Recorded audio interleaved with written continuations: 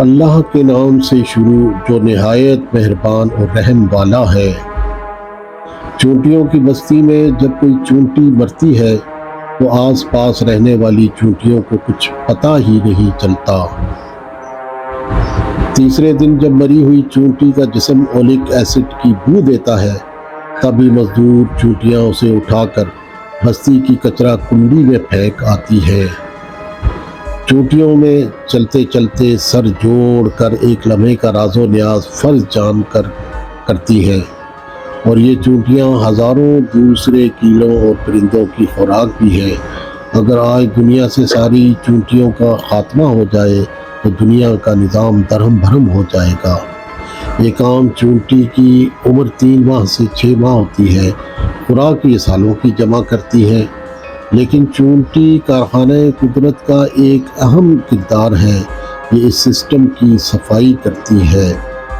اشرف المخلوقات انسان کا بہرحال اس دنیا میں ایسا کوئی کردار نہیں۔ اگر آج دنیا سے سارے انسان غائب بھی ہو جائیں تو دنیا کے نظام پر کوئی فرق نہیں پڑے گا۔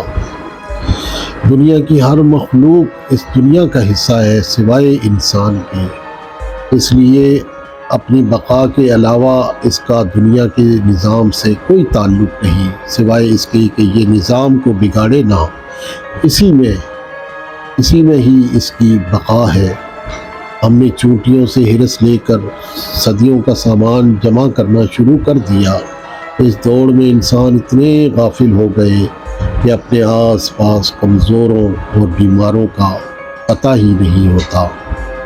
اب ہمیں بستی میں جنازے کا پتہ چلتا ہے، جنازے پر ہی معلوم ہوتا ہے کہ صاحب تھے یا صاحبہ، اور اتنے عرصے سے بیمار تھے۔